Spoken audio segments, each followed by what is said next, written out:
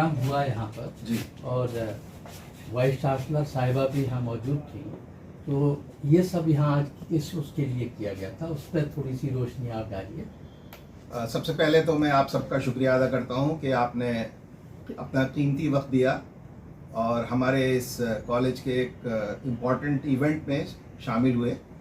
और मैं vice chancellor madam का भी शुक्रगुजार हूँ कि उन्होंने अपने बिज़ी शेड्यूल में से वक्त निकाला। ये काम हम लोग काफ़ी साल से कर रहे थे। हमारे यहाँ ऑलरेडी 6 HDUs हैं, high dependency unit. High dependency unit का मतलब होता है कि जो सीरियस मरीज़ हैं, जो कि जनरल वार्ड में नहीं रह सकते, उनको हम ऐसी जगह पे रखते हैं जहाँ पे सारी मॉनिटरिंग फैसिलिटीज़ होती हैं, 24 आवर्स नर्सिंग फैसिलिटी होती है, 24 आवर्स डॉक्टर्स उनकी देखभाल करने वाले होते हैं। तो ये हमारे पास ऑलरेडी 6 HDUs पहले से हैं। जी जी। तो हमारे पास फीमेल वार्ड कोई अलग से नहीं था जिसमें फीमेल पेशेंट्स को हम HDU में रख सकें। तो हम लोग के जो मेल वार्ड्स थे उसी में उन्होंने उनके लिए अलग बेड रख दिए गए थे जिसमें फीमेल पेशेंट भी रहती थी। तो वो शेयर करते थे, मेल पेशेंट भी और फीमेल पेशेंट भी। लेकिन हम लोग के जहन में था कि अगर हमारे पास फंड्स आ जाएंगे कहीं से भी तो हम एक HDU ऐसा इस्टेब्लिश करेंगे जिसमें फीमेल पेशेंट्स के लिए एक्सक्लूसिवली वो फैसिलिटी मौजूद है। तो हमारे प्रोफेसर अमजद अली रिजवी, डॉक्टर वासिफ और जो हमारी पूरी टीम है, सब लोगों ने मिलके कोशिश की और हमने आउटसोर्स से पैसे आए। मतलब यूनिवर्सिटी से वो पैसे नहीं मिले क्योंकि उसमें बहुत ज़्यादा इन्वेस्टमेंट था, करोड़ों में। तो उतना इन्वेस्टमेंट यूनिवर्सिटी हमें नहीं दे पा रही थी, तो हमें दूसरे सोर्सेज से, आजकल बहुत सारी सोर्सेज हैं जहां हम लोग कोशिश करते रहते हैं और कहीं कहीं से मिल भी जाता है। तो ये एक उनका बड़ा शुक्रिया है उनका, जिन्होंने हमें पैसे दिए। और यूनिवर्सिटी ने हमें लॉजिस्टिक्स प्रोवाइड की कि जहां जहां उनके परमिशन की ज़रूरत होती थी वो हम उनको चिट्ठी लिखते थे, पर्सनली मिलते थे। तो वो उनकी तरफ से हमें कहीं रुकावट नहीं हुई। तो दोनों मतलब आप ये कहना चाहते हैं कि आपकी पूरी टीम, जी, वासिफ साहब हुए, इन सब लोगों ने मिलकर पूरी कोशिश की और प्राइवेट तौर से ये फंड इकट्ठा। जी जी, बिल्कुल बिल्कुल, ये बहुत बड़ी बात है। जी जी। क्योंकि आप देखिए, डॉक्टर को तो अपनी सैलरी से मतलब है और उसको ये हमारे यहाँ ऐसा नहीं है। लेकिन नहीं, हमारे मैं जनरल बता रहा हूँ क्योंकि अगर देखिए सैलरी की जो बात आप कर रहे हैं ना, जी जी, हमारे हर डॉक्टर की सैलरी जो है, मान लीजिए 1 से लेकर 2.5 लाख के बीच में है। प्राइवेट में वही डॉक्टर आज चला जाए तो उसके 5 लाख से 10 लाख होगी।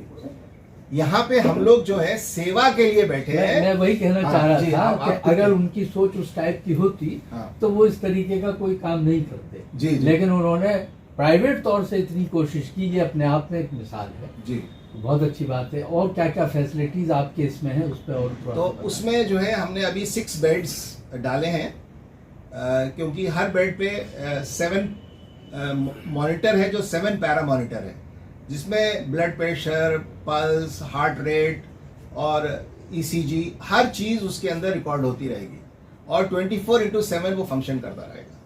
तो अगर कोई भी क्रिटिकल पेशेंट आता है तो हमें ज़्यादा उस पर मैन पावर की ज़रूरत नहीं है, मशीन ही सब कुछ कर रही है। करेगी, सही बात। सर, ये 2014 में जी कंडीशन मैंने वही देखी थी जी, आज 2025 में भी मैंने वही देखी है जी। तो उसमें सरकार की नाकामी कहेंगे या कोई स्टाफ की यहाँ कोई मजबूरी ऐसी है जो कि डॉक्टर नहीं है ज़्यादा यहाँ? देखिए, नाकामी तो मैं किसी की भी नहीं कहूँगा, सबकी अपनी अपनी इश्यूज हैं, है ना। जॉब्स की इश्यूज हैं, सैलरीज का इशू है और पॉलिसीज हैं। तो उसमें ये कहना कि उन्होंने नहीं दिया, अब देखिए ऐसे देश बहुत बड़ा है। हमारे पॉइंट जो 5 नंबर पर मैं जाता हूँ कभी तो वहाँ पर काफ़ी भीड़ लगी रहती है। जी जी। और हमारा स्टाफ भी इतना नहीं है कि वो, लेकिन जितने पर्चे आते हैं वहाँ पर उस हिसाब से वो डॉक्टर भी नहीं है। तो ये मैं डॉक्टर की कमी नहीं बता रहा था, ना मैं स्टाफ की कमी बता रहा, मैं सिर्फ सरकार की कमी बताने की कोशिश कर रहा हूँ कि जिससे कि डॉक्टर को यहाँ उपलब्ध कराएं। और देखिए, NMC होती है, नेशनल मेडिकल काउंसिल है, जिसकी गाइडलाइंस है कि एक डिपार्टमेंट में कितने बेड्स होने चाहिए, कितने डॉक्टर्स होने चाहिए और कितनी फैसिलिटीज़ होनी चाहिए। तो हम लोग उस गाइडलाइन को पूरी कोशिश कर रहे हैं फॉलो करने की। लेकिन मसला क्या है? मसला यहाँ पे ये है कि हमने जो फैसिलिटीज देनी शुरू की उससे पूरा नॉर्दर्न इंडिया हमारे पास आने लगा। हमारे पास 2022 में 2.5 लाख मरीज आते थे ओपीडी में एक साल में, और 2025 में 10 लाख से ज्यादा मरीज। Yes sir. यानी कि इतने ज्यादा मरीज हो गए कि वो डॉक्टर जो 2.5 लाख मरीज को डील कर रहे थे अब 10 लाख मरीजों से डील कर रहे हैं। वही मेरा क्वेश्चन था कि हमारे पास डॉक्टर क्यों नहीं है साहब? डॉक्टर्स की संख्या नहीं बढ़ी। डॉक्टर्स की संख्या इसलिए नहीं बढ़ी कि उसकी जो लिमिट्स हैं वो हमें, जैसे फैकल्टी के हिसाब से स्टूडेंट को हम इंटर करा सकते हैं कि एक डॉक्टर, एक प्रोफेसर 3 डॉक्टर ले सकता है एमएस के लिए, एमडी के लिए, एक एसोसिएट प्रोफेसर 2 डॉक्टर ले सकता है, और एक असिस्टेंट प्रोफेसर 1 लग। 3-2-1 की पॉलिसी है। तो उसके हिसाब से जो पीजीज आते हैं हमारे पास वो उसी कैटेगरी से ही आते हैं कि एक प्रोफेसर है, एक रीडर है और एक असिस्टेंट प्रोफेसर है, तो 3, 2 और 1 6 ले सकते हैं एक यूनिट के लिए। तो हमारे यहाँ 6 यूनिट्स हैं सर्जरी डिपार्टमेंट में, तो 18 टीचर्स हो सकते हैं। तो अब 18 टीचर्स से ज़्यादा गवर्नमेंट ने नहीं दिया हमें, और हमने अभी तक मतलब कोशिश ही कर रहे हैं कि और फैकल्टी मिले, क्योंकि अब सुपर स्पेशलाइजेशन इतना हो गया है कि यूरोलॉजी के लिए अलग चाहिए, ऑन्कोलॉजी के अलग चाहिए, ब्रेस्ट सर्जरी के अलग चाहिए। मतलब अभी दिन ब दिन जो है चीज़ें बढ़ती चली जा रही हैं। लेकिन जो शुरू में जो हमारे पास सैंक्शंस हुए थे वही सैंक्शन अभी तक चल रहे हैं, और हम लिख के भेजते हैं, लेकिन अनफॉर्चुनेटली अभी तक हमारे पास वो चीज़ नहीं आ पाई जिससे हम वो फैसिलिटी प्रोवाइड कर सकें। लेकिन आप सोचें 2.5 लाख मरीज से 10 लाख मरीज हो गए 4 साल के अंदर, और फैसिलिटीज जो पहले से गवर्नमेंट दे रही है उसी फैसिलिटी में हम काम कर रहे हैं। सर, तो ये इसलिए कहना था। प्रेशर तो यही यही एक हमारा बड़ी क्वेश्चन समस्या था। है कि मरीजों की हमारे- संख्या बढ़ी है। हाँ, संख्या तो बढ़ रही है, लेकिन मरीजों की संख्या बढ़ी है, उसके साथ डॉक्टरों की साथ संख्या क्यों नहीं बढ़ रही सर?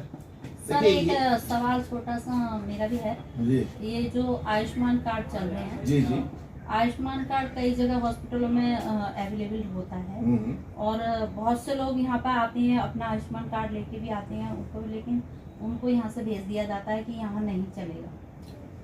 ये आपको शायद इंफॉर्मेशन पूरी नहीं है। आयुष्मान कार्ड का जो यूज़ है हमारे यहाँ इतना ज़्यादा है कि अभी वहाँ से आयुष्मान कार्ड के जो डायरेक्टर के यहाँ से चिट्ठी आई है कि आपके पास जो पैसा जमा हो चुका है उसका 99% जब आप खर्च कर देंगे सिर्फ 1% बचेगा, तब हम आपको वापस पैसा देंगे। तो ये आयुष्मान कार्ड का जो अथॉरिटी है उसने लिखा है हमें, परसों ही चिट्ठी आई कि अब आप जो है, जो आपके पास पैसे जमा हो रहे हैं आयुष्मान कार्ड के, वो आप खर्च कर दीजिए, तब हम आपको नेक्स्ट लॉट भेजेंगे। तो आयुष्मान कार्ड तो ये समझिए इतना इस्तेमाल हो रहा है, लेकिन ज्यादातर चीजें हैं कि सब मरीजों के पास नहीं है। वो कुछ आधा अधूरा चीज लेके आते हैं, कोई एक्सपायर हो गया है, हाँ, उस जो पर प्रॉब्लम हो। हाँ,